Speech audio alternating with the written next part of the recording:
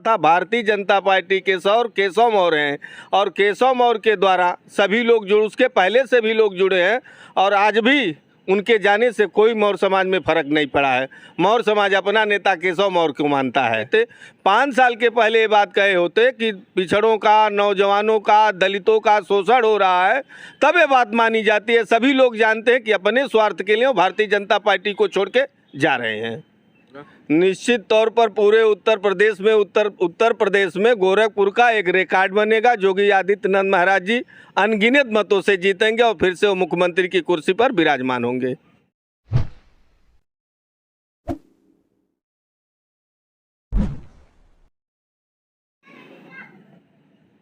नमस्कार, बेधड़कन्यूज.com देख रहे हैं आप। मैं हूं आपके साथ शशांक। और उत्तर प्रदेश की राजनीति का पारा इस समय चढ़ा हुआ है, चूंकि विधानसभा चुनाव की घोषणा हो चुकी है और इस वक्त हम गोरखपुर में मौजूद हैं और गोरखपुर के पंथ पार्क में हैं। और हमारे साथ बातचीत करने के लिए भारतीय जनता पार्टी के जिला उपाध्यक्ष, पूर्व जिला पंचायत सदस्य छोटेलाल मौर्य हैं। उनसे बात करेंगे और ये जानेंगे कि मौर्य समाज जो कहा जा रहा है कि स्वामी प्रसाद मौर्य के जाने के बाद नाराज है और जिसकी जिम्मेदारी केशव प्रसाद मौर्य को दी गई है, क्या वो अपनी जिम्मेदारी निभा पा रहे हैं, और तमाम मुद्दों पर बात करेंगे और जानेंगे उत्तर प्रदेश की राजनीति में भारतीय जनता पार्टी का कद और मौर्य समाज कितना भारतीय जनता पार्टी के साथ है, इस पर बात करेंगे। छोटेलाल मौर्य जी प्रणाम। और पहला सवाल आपसे ये जी कि मौर्य समाज के एक नेता जी जिनको 17 में आपके डिप्टी सीएम और उस वक्त के प्रदेश अध्यक्ष केशव प्रसाद मौर्य भारतीय जनता पार्टी में लाए थे, वो ये आरोप लगाते हुए भाजपा छोड़ के चले गए 19 में कि बड़ा शोषण हुआ पिछड़ों का, दलितों का। क्या कहना है? अब तो आप हैं भाजपा में, कब तक हैं भाजपा में? हम तो जन्मजात भारतीय जनता पार्टी के सदस्य रहे हैं और भारतीय जनता पार्टी के ही सदस्य रहेंगे। दूसरी चीज़ ये है कि जो आज मौर्य समाज के लिए कह रहे हैं स्वामी प्रसाद मौर्य जी, वो कभी भाजपाई तो रहे नहीं, वो तो जन्मजात दल बदलू है।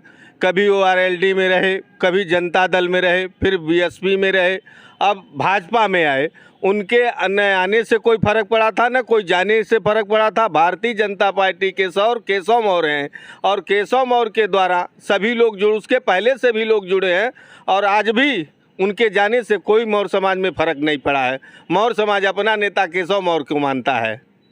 मौर्य समाज अपना नेता केशव मौर्य को मानता है। तो जब स्वामी प्रसाद मौर्य ने भारतीय जनता पार्टी का साथ छोड़ा और ये आरोप लगाया कि पिछड़ों का, दलितों का बड़ा उत्पीड़न हुआ है भाजपा की सरकार में, तो केशव प्रसाद मौर्य को सुनने में आ रहा था कि जिम्मेदारी दी गई थी कि स्वामी प्रसाद मौर्य को मनाएं और सपा में न जाने दें। इसमें कितनी सच्चाई है और आखिर क्यों, जब इतने ही वो दल बदलू नेता हैं?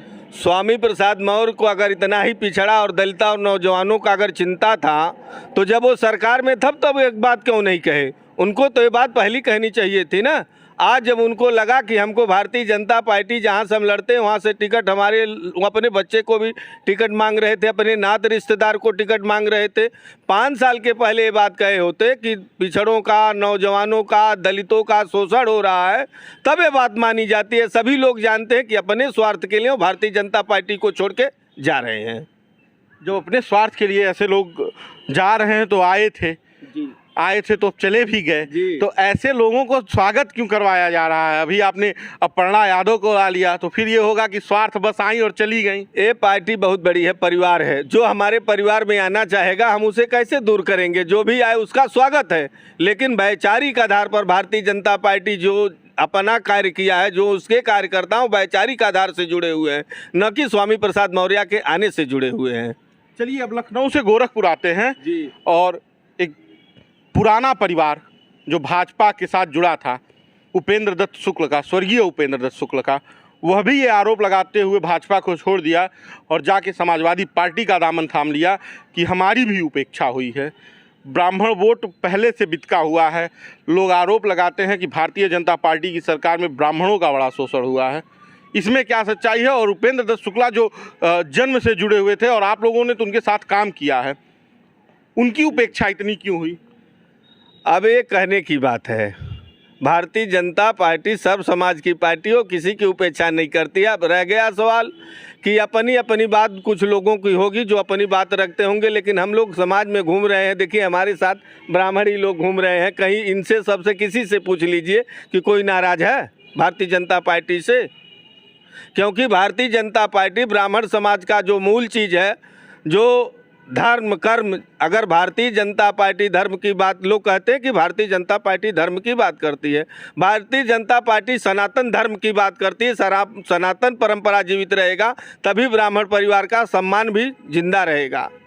चलिए, टीका लगा हुआ है, चुनाव आया गया है, तिलक होने वाला है, तो गोरखपुर से योगी आदित्यनाथ जो उत्तर प्रदेश के मुख्यमंत्री हैं और यहीं के रहने वाले हैं, वो चुनाव लड़ रहे हैं गोरखपुर सदर से, और उनके खिलाफ समाजवादी पार्टी ने भाजपा के ही परिवार का एक हिस्सा रहा, जो अब भाजपा छोड़ के समाजवादी पार्टी में है, उसे सामने खड़ा कर दिया है। तो तिलक कितना मुश्किल होगा और कितना आसान होगा? निश्चित तौर पर पूरे उत्तर प्रदेश में गोरखपुर का एक रिकॉर्ड बनेगा। योगी आदित्यनाथ महाराज जी अनगिनत मतों से जीतेंगे और फिर से वो मुख्यमंत्री की कुर्सी पर विराजमान होंगे।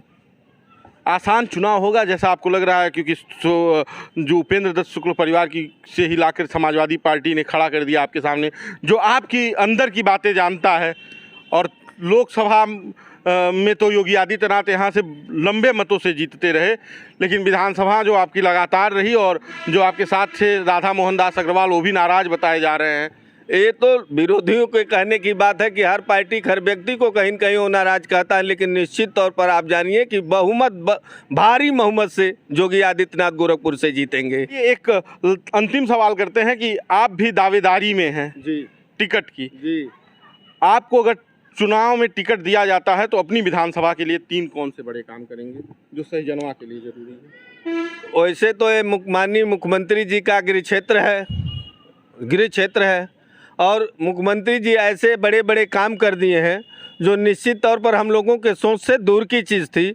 अगर हम ईश्वर के कृपा से हमको भारतीय जनता पार्टी ने अपना कैंडिडेट बनाया तो निश्चित तौर पर उल्लेखनीय काम करूंगा, और समय जब वो आएगा तब उस बात को मैं आपको बताऊंगा।